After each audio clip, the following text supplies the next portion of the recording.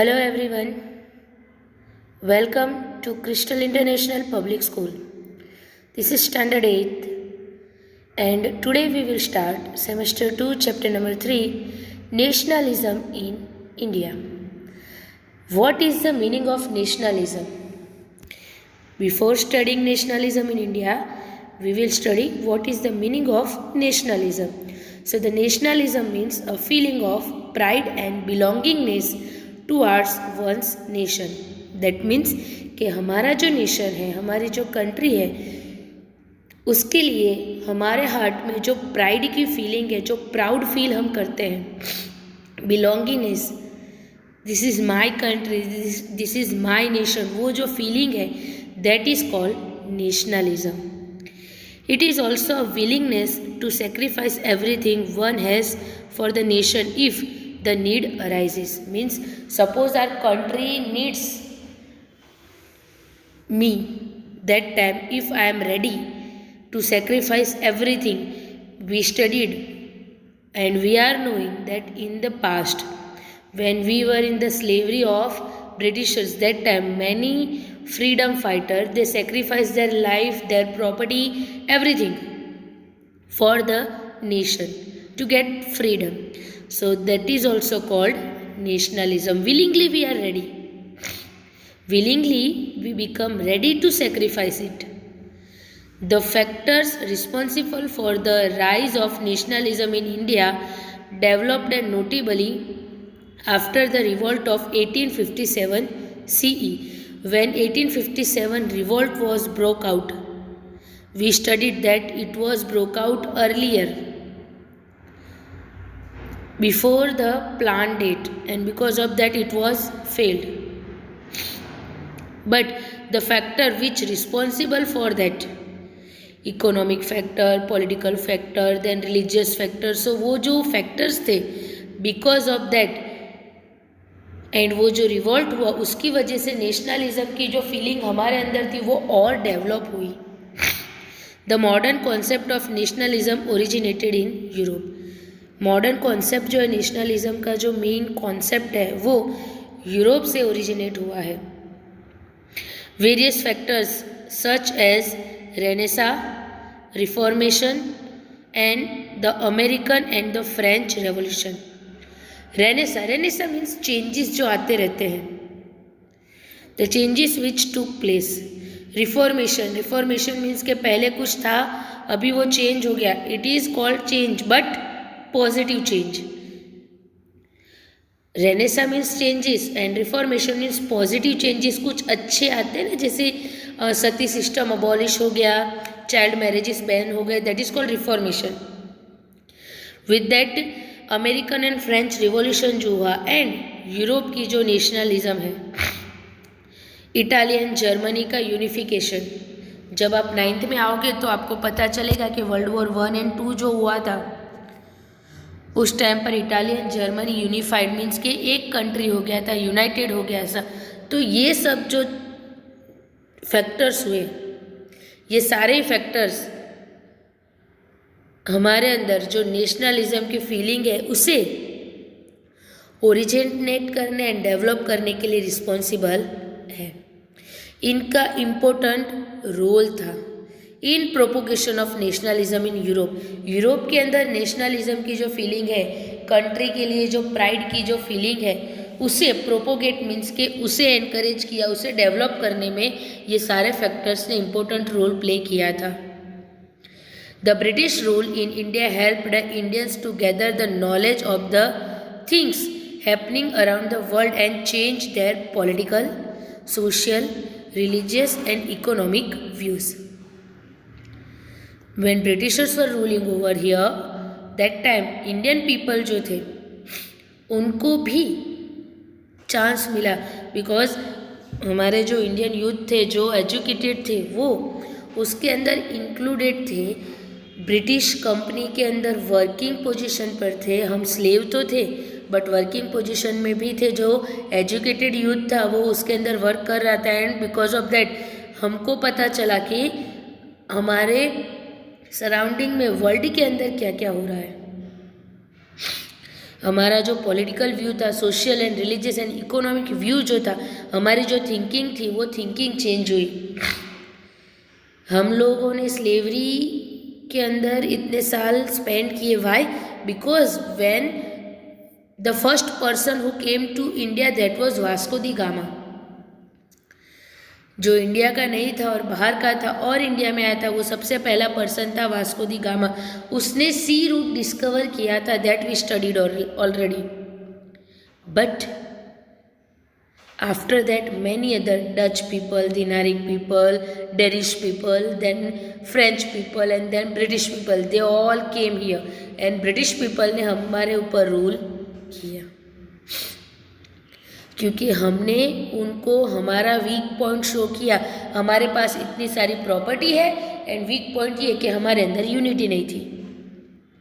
So various factors fostering the modern nationalism arose in India. जो ये various factors थे वो फॉस्टरिंग द मॉडर्न नेशनलिज्म, मतलब उन्होंने जो मॉडर्न नेशनलिज्म है उसे इंडिया में अराइज करने के लिए, मीन्स कि उसे इंडिया में डेवलप करने में हेल्प की। The educated and the intellectuals felt the need of self rule in our country and this thought gradually spread far and wide in the nation. जो एजुकेटेड एंड इंटेलेक्चुअल, जो पढ़े लिखे और समझदार लोग थे, उनको लगा कि अब सेल्फ रूल होना चाहिए कंट्री में, और ये थॉट जो है वो पूरी कंट्री में स्प्रेड हुआ। And it was followed by the feeling of national unity. जो सेल्फ रूल का थॉट आया वो आगे चलकर नेशनल यूनिटी में ट्रांसफॉर्मेशन हुआ। पता चला कि कोई एक पर्सन के एफर्ट से हमें फ्रीडम नहीं मिलेगी, उसके लिए हम सबको यूनाइट होना पड़ेगा। So we will study the various factors that led to the rise of nationalism in India. In that the first one that was political reason. Before the British rule, when Britishers came to India, before that our country lacked a political unity. हमारी country में political unity नहीं थी। India जो है वो small princely state जो थे उसमें डिवाइडेड था, मतलब छोटे छोटे राज्य थे, छोटे छोटे किंगडम्स थे, जहाँ पर अलग अलग किंग जो है वो रूल करते थे, एक दूसरे पर अटैक करते थे। विक्ट्री ओवर करने के बाद उसके ऊपर उनका रूल चलता था, फिर किसी और ने उनके ऊपर अटैक किया, तो ये चलता रहता था। इंडिया जो था वो big and small princely state में डिवाइडेड था। And the Britishers they came to India and they defeated many kings and they established that direct और इनडायरेक्ट रूल, मीन्स के आइदर डायरेक्टली वो उनके अंडर कंट्रोल चला गया, या तो फिर किंग जो है वो भले उसके ऊपर रूल कर रहा है बट अथॉरिटी पूरी ब्रिटिशर्स के पास, that is called indirectly. So directly और इनडायरेक्टली वो सारे ही किंगडम्स जो थे वो ब्रिटिशर्स के अंडर कंट्रोल चले गए और उन्होंने अपना रूल ऑल ओवर इंडिया में एस्टैब्लिश किया।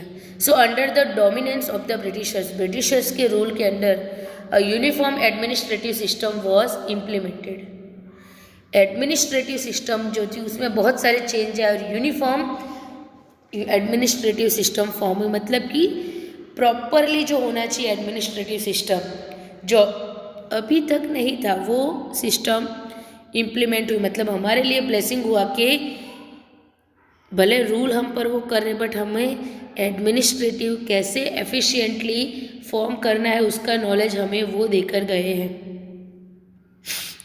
However the all over experience of the British rule was not conducive.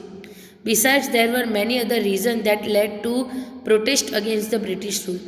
However, जो ब्रिटिशर्स जो थे उनका जो रूल था वो ऑल ओवर जो हमारा एक्सपीरियंस है वो कंड्यूसिव नहीं था, वो उतना पॉजिटिव नहीं था। हाँ, हमको बहुत कुछ देकर बहुत कुछ सिखा कर गए बट सामने हमें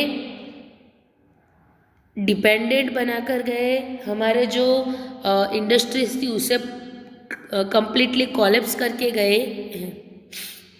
तो मैनी अदर रीज़न थे जिन्होंने हमें प्रोटेस्ट किया, जिन्होंने हमें एनकरेज किया कि हम प्रोटेस्ट मीन्स के अपोज करें ब्रिटिश रूल को।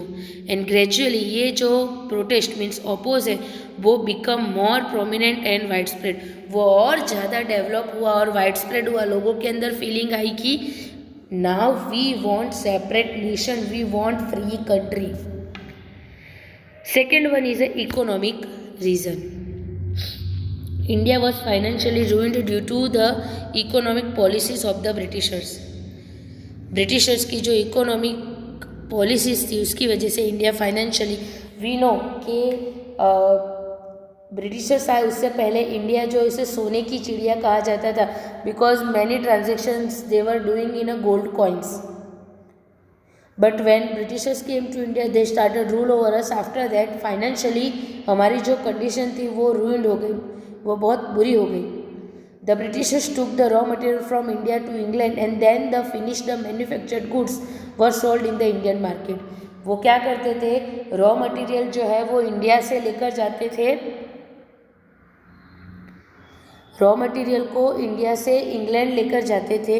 इंग्लैंड ले जाकर वहाँ पर वो रॉ मटेरियल से गुड्स प्रोड्यूस किया जाता था और वो जो मैन्युफैक्चर गुड है उसे इंडियन मार्केट में सेल करते थे. मतलब हमारा मटेरियल ले जाने का वहाँ पर प्रोसेस करके यहाँ पर सेल किया जाता था. The duty on the manufactured goods imported in India from England was negligible. जो गुड्स इंग्लैंड में मैन्युफैक्चर होता था और इंडिया में लाया जाता था उसके ऊपर ड्यूटी दैट मीन्स के टैक्स, जो टैक्स उसके ऊपर था वो नेग्लिजिबल था, बहुत कम था. Whereas heavy taxes were levied on the commodities manufactured in India. हमारा रॉ मटेरियल ले जाकर जो मैन्युफैक्चर गुड वो इंडिया में लाते थे उसके ऊपर टैक्स बहुत कम था, नेग्लिजिबल था, ना के बराबर. और इंडिया में हम अपना ही रॉ मटेरियल यूज़ करके जो गुड मैन्युफैक्चर करते थे उसकी प्राइस बहुत ज़्यादा होती थी. क्यों? क्योंकि उसके ऊपर टैक्सेस ज़्यादा लगाए जाते थे. एंड एज ए रिज़ल्ट एक तो हमने रॉ मटेरियल लिया, उसके ऊपर प्रोसेस की, देन मैन्युफैक्चर किया प्रोडक्ट को, देन उसके ऊपर टैक्स आया. तो हमको प्रॉफिट अर्न करने के लिए कुछ तो उसके अंदर ऐड करना पड़ेगा, हमारा profit. So as a result क्या होता था कि इंडियन गुड्स जो है वो एक्सपेंसिव होता था then the imported goods. England से आने वाले मटेरियल की कंपैरिजन में इंडियन मटेरियल जो है वो एक्सपेंसिव होता था. And because of that Indian industries को बहुत प्रॉब्लम्स फेस करनी पड़ी. Cut throat competition, cut throat means के वो नहीं गला काटते हैं, ऐसा कॉम्पिटिशन वहाँ पर था in the handicraft and the cottage industries, जहाँ पर इंडिया जो है वो खुद को सस्टेन नहीं कर पाया, कंटिन्यू नहीं कर पाया, बिकॉज उनको प्रॉफिट तो छोड़ो, जो उन्होंने उसके पीछे स्पेंड किया उतना भी वो अर्न नहीं कर पाते थे. And because of that many artisans they become unemployed. ये रीज़न की वजह से जो इंडियंस थे उनको रियलाइज़ हुआ कि it was the British policy to prosperous England at the cost of Indian economy. India की इकोनॉमी को कोलैप्स करके वो इंग्लैंड को प्रॉस्परस करना चाहते हैं. That the Indian people realized. This fostered the feeling of nationalism in the people of India. और इसने ये जो फैक्टर था उस फैक्टर ने इंडियन पीपल के अंदर नेशनलिज्म की जो फीलिंग थी उसकी सीड शो किए दैट मीन्स कि वो फीलिंग डेवलप की. Now transport and telecommunication. The railway, telegraph, post, land and waterways. Railway, telegraph, post, land and waterways etcetera were developed in India by the British for the military, economic and political reason. उन्होंने ये सब develop किया था because of their benefit, because of their profit. But however it turned out to be a boon in disguise for the Indians. उन्होंने अपने लिए ये सब कुछ स्टार्ट किया था, डेवलप किया था, बट वो हमारे लिए भी बेनिफिशियल हो गया. बून मीन्स ब्लेसिंग, तो वो हमारे लिए भी बेनिफिशियल प्रूव हुआ.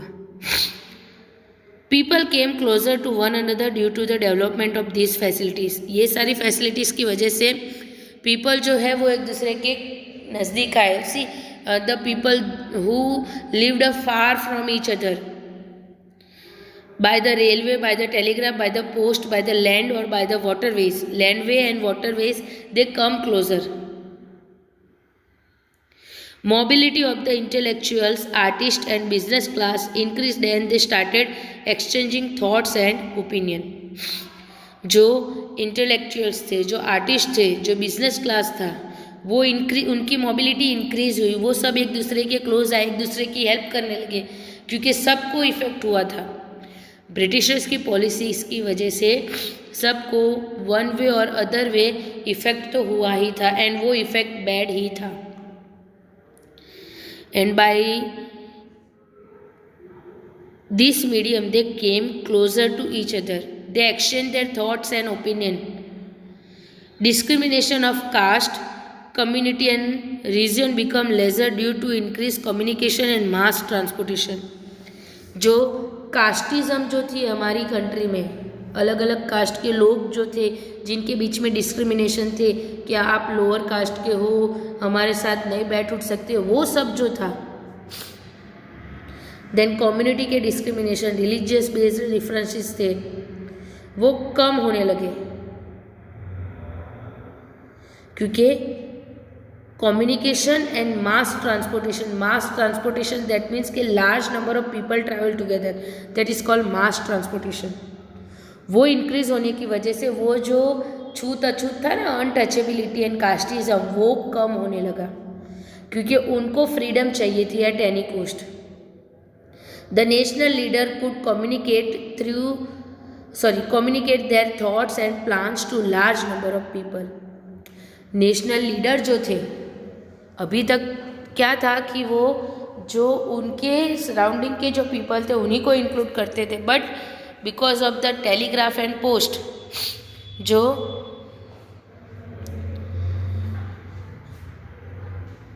लार्ज नंबर ऑफ पीपल थे, मीन्स के जो उनके पास नहीं थे, अदर रीजन में रहने वाले लोग थे, उन तक भी वो अपने थॉट्स एंड प्लान शेयर करते थे. Leadership was built at national level instead of regional level. 1857 का रिवॉल्ट जो है वो फेल होने का जो रीज़न है, वो रीज़न के अंदर एक रीज़न ये भी है कि लैक ऑफ लीडरशिप उसमें प्रॉपर नहीं थी. यहाँ पर क्या हुआ कि नेशनल लेवल पर लीडरशिप जो है वो बिल्ट हुई, रीजनल लेवल से वो नेशनल लेवल तक पहुंची, and these gave an notable contribution in the achievement of Swaraj.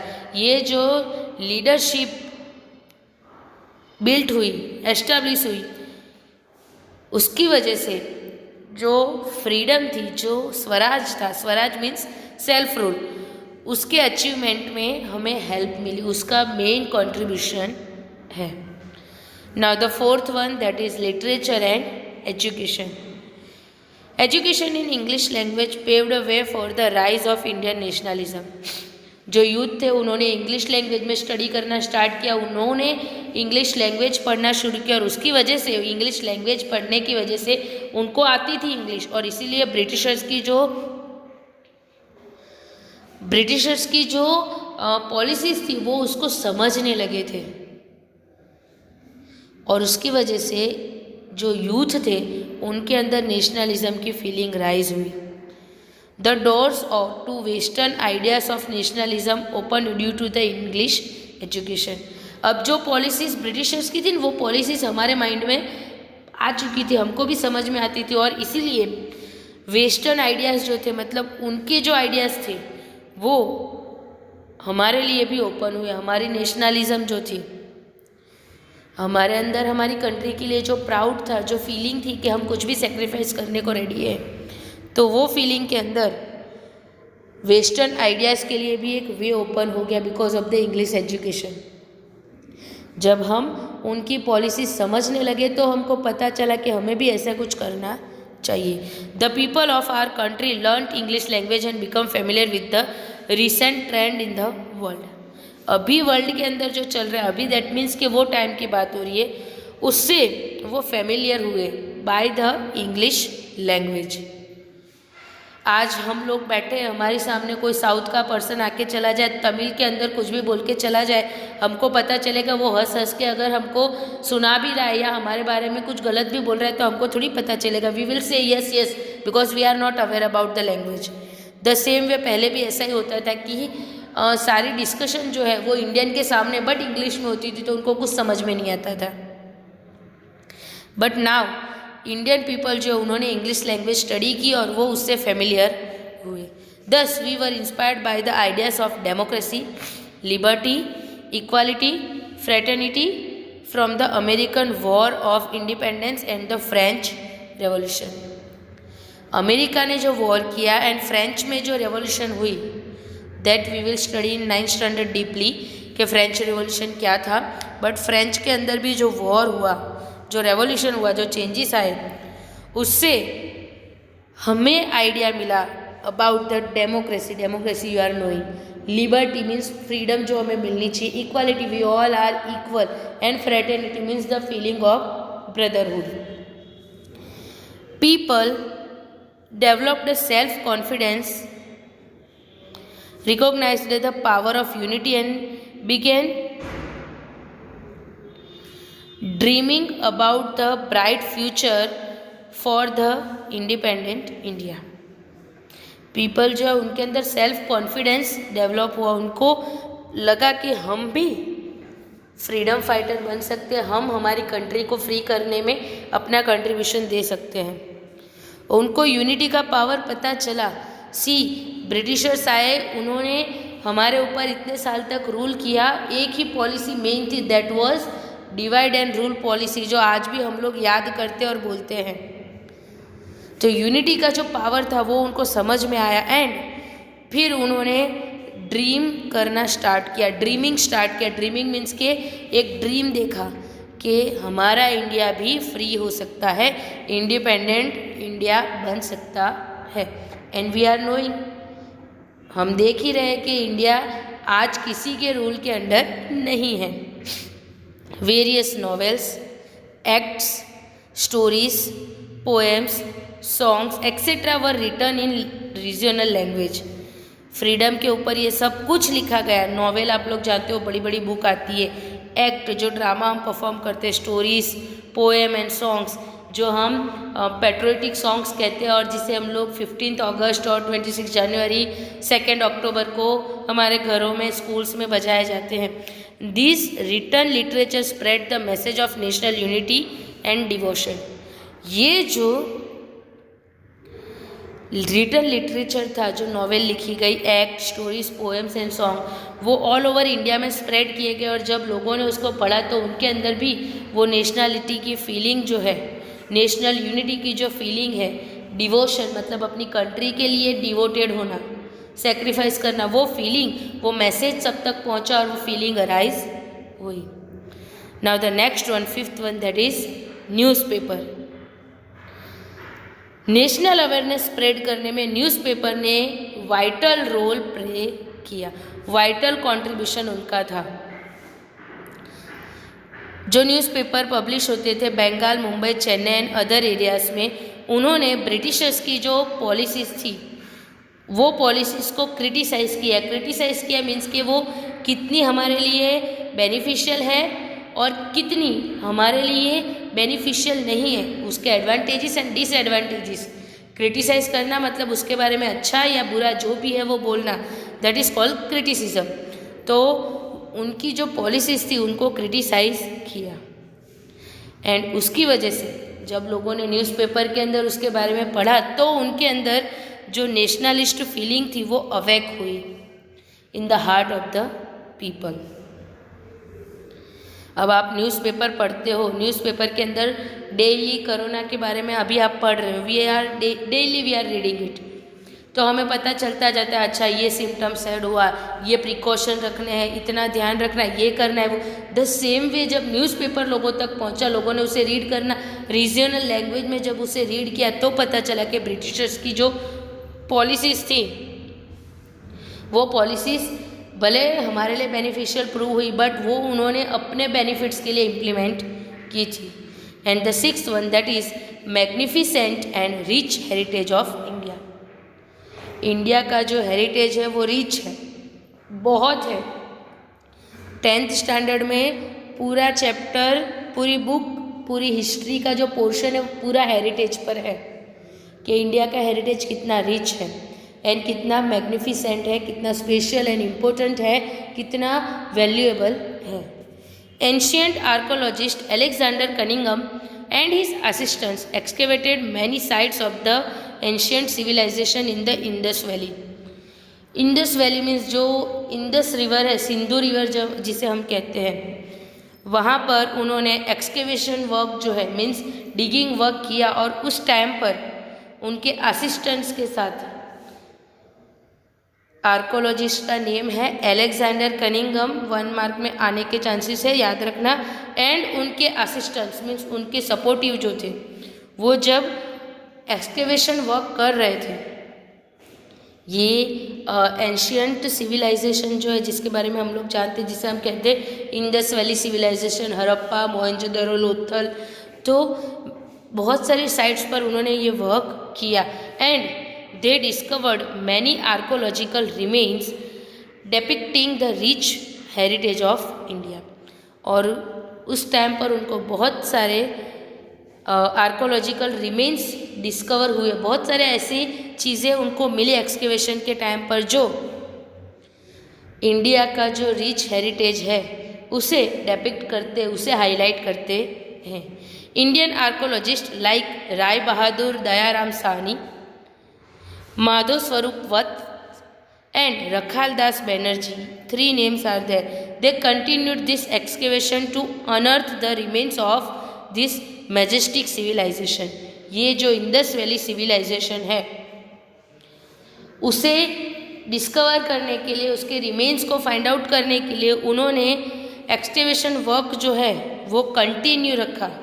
Unearth means के जो in the interior of the earth buried हो चुका है, क्योंकि हम लोग जानते हैं कि जब वॉल्केनिक इरप्शन होता है या अर्थक्वेक होता है तो ऐसा होता है कि पूरी की पूरी बिल्डिंग अंदर चली जाती है, पूरा का पूरा जो टाउन है वो अंदर चला जाता है, बरीड हो जाता है। तो उसको अनर्थ करने के लिए, अनर्थ मीन्स के उसको बाहर निकालने के लिए उन्होंने वो वर्क जो है वो कंटिन्यू रखा। The scholars from the west in collaboration with the Indian scholars try to find a lot about the Indian culture and heritage.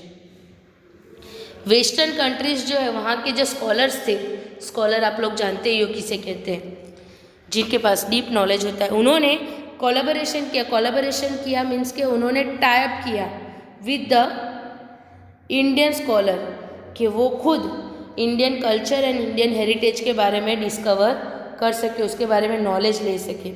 Ancient books on the medical science, astrophysics, diplomacy and spiritually were translated into English and become known to the people of India and the world। जो Indian books थी उनको भी English language में translate किया गया कि वो लोग उसे रीड कर सके, क्योंकि हमारा जो लिटरेचर है वो तो मोस्टली हिंदी लैंग्वेज है, संस्कृत लैंग्वेज है, पर्शियन लैंग्वेज है, ऐसी लैंग्वेज इसमें था जिसे उन्होंने इंग्लिश लैंग्वेज में ट्रांसलेट किया कि पूरा वर्ल्ड उससे फेमिलियर हो। A detailed research on the literary and cultural heritage of India fostered the feeling of pride and nationalism. Detailed research जो हमारे इंडियन कल्चर पर एंड लिटरेचर पर की गई, उसकी वजह से हमारे अंदर फीलिंग आई कि हमारे पास इतना सब कुछ है, हमें हमारी कंट्री पर प्राउड होना चाहिए कि अदर कंट्रीज़ के पीपल जो है वो रिसर्च के लिए इंडिया में आते हैं। ओके, थिंग्स टू नो से हम लोग बाकी रखेंगे, that we will study in next lecture. Hope you understand everything. If you have any doubt when Zoom lecture will be there, that time you can ask. Bye all.